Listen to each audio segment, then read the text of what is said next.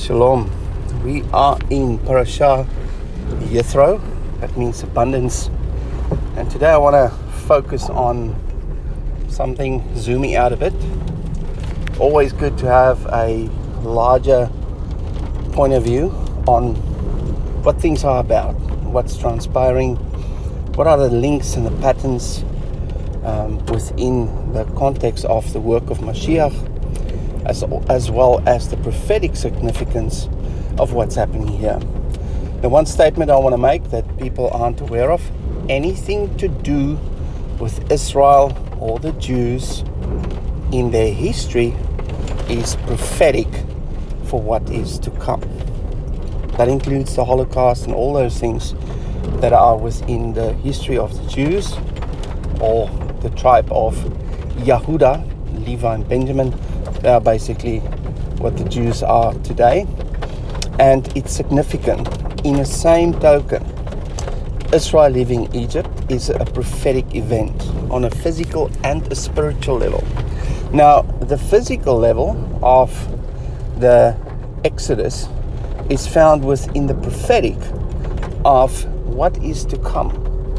And that is the greater Exodus. Now, the greater Exodus is where you leave another system of slavery, which is Babylon. Back in the day, they left the system of sin and bondage, which is Mitzrayim or Egypt, and that's a prophetic picture of what is to come. Then they crossed the Red Sea, they crossed over, they changed masters. In the same way, we are going to cross the Jordan in order to enter the promised land. The same crossover, but the Jordan is translated as the river of judgment. That is prophetic, a picture of the second coming of Mashiach, where there will be a separation process and a adoption process when nations will come in. Now, how does Shavuot, or the event at the mountain, connect to the end times? Now, Shavuot is also known as one of the three pilgrim festivals. First, you have Passover, unleavened bread, and first fruits. That's where you have the barley harvest, where the barley needs to be aviv to determine the first of the month of Nisan, in order to be ready and ripe for the wave offering that happens on first fruits. Then you start counting, and that's the only feast that's connected to another feast through counting something, and that is Shavuot. It doesn't have a date like Passover, like the 14th of Nisan or 14th of the first month, and unleavened bread the 15th, and then first fruits the very next day after that, the 16th. Shavuot you get to through counting. Now, we've been through this last year, and I'm going to go through it this year as well.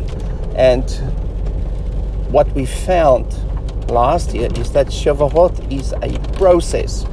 It's not a specific thing in itself. It's a process which you need to go through, and there are milestones that are associated with a different counting number, which bring it to another point within the process of Shavuot, in the process of what Yahweh wants to do in regards to the topic of the commandments. So in saying that, starting off with Passover, Pilgrim Festival, it has to do with a harvest. In the same token, Shavuot is also a pilgrim festival, and it's also a harvest, but it's a wheat harvest. And then you get Sukkot, which is the third pilgrim festival, and that is a fruit harvest. So the three harvests connect, or the three main festivals connect through the topic of, or the connection through the harvest. And the harvest has to do with souls coming into the kingdom.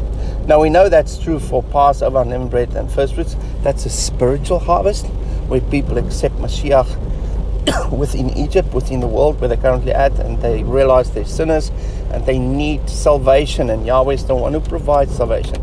So that's your harvest there, the wheat harvest. Then you get to Shavuot, which is that's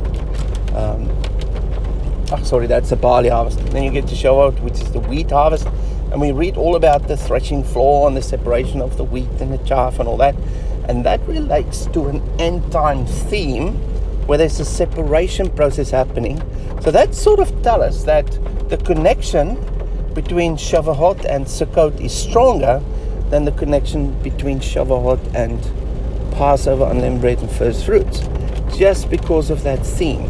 And it's the theme of separation, the theme of judgment, and this theme of bringing in the harvest. And that's where the wheat harvest is prominent. And then we're going to look at the words for wheat. We're also going to look at the word for harvest. I'm not going to disclose it here, but within the meaning of that word and all the things associated with that, you'll see the whole storyline unfolding, which in itself is a supernatural attribute of the Hebrew language. So the harvest connect the three main pilgrim festivals. The three main pilgrim festivals are the pillars of the work of Mashiach. First of all is do the internal work, the internal harvest, where he save your soul, or he revive the neshama, so that you can have a new nature. Having a new nature, now you are introduced to the mountain, where there's another harvest. What do you think this harvest is all about? It's in the context and the theme of announcing Israel becoming the kingdom of priests. Now we know that the priesthood is also another name for the bride. The priesthood are the mature ones, the stars, in relation to the promise made to Abraham, that has to work with the sand, which is also related to the promise given to Abraham, to bring the sand of the sea, which are the nations, into their household, and then looked after by the bride or the stars, the enlightened ones, the ones that radiate light, the ones who have the ability to shine light. So how do you get that light shining? We see the parable of the 10 virgins. 5 were foolish, 5 were wise. The 5 wise virgins had lamps, had lights. That is relating to the stars, the ability to radiate light. And what we see here is that the priesthood connects to the bride, connects to the wise virgins, and they received their torches or the oil for their lamp, and also the fire of the light at this mountain event, which is all to do with accepting Yahweh's covenant and agreeing to step into the household and take on the function of the kingdom of priests. And that makes them the light among the nations as a collective. Now, what we know here is that there will be a harvest, the wheat harvest. And last year we looked at the context of the mountain, and there was a connection to a pregnant woman with a wheat belly. That's the picture of the mountain. And that connects to Shavuot and being pregnant. So she's been impregnated at this time frame of accepting the covenant or accepting the seed of the word, which are the 10 words that impregnate her. So she now have the ability or the anointing to bear children. And that is where the gifts of the Spirit comes into, in order to facilitate the work of Mashiach on his behalf after this first coming, for new babies to be born, for people to become born again. And it happens through the ability of the priesthood, the bride, being impregnated by the 10 words. So people rejecting the 10 commandments, people rejecting the 10 words, people say that the law has been abolished, are not part of the stars, they're not part of the bride, and they reject the role of the priesthood to be the light of the world in order to facilitate this. What they are focusing on is there's going to be a rapture, we're going to be out of here.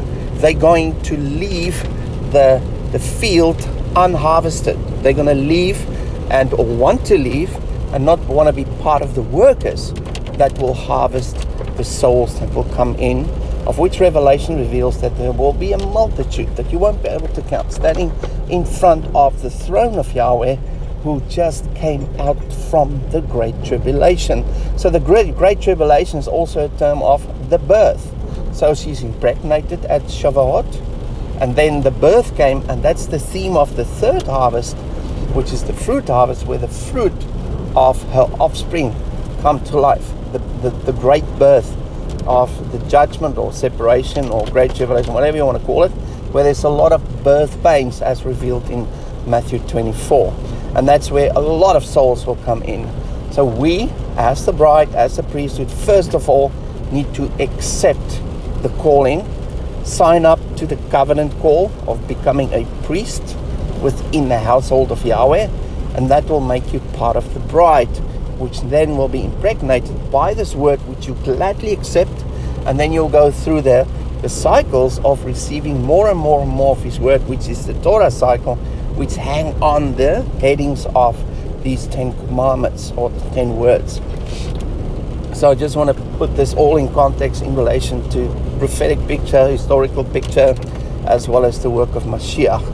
And I'm going to leave you with these thoughts. We'll talk a bit more about it this coming Saturday. And I hope to speak to you soon. And have a lovely day. Shalom.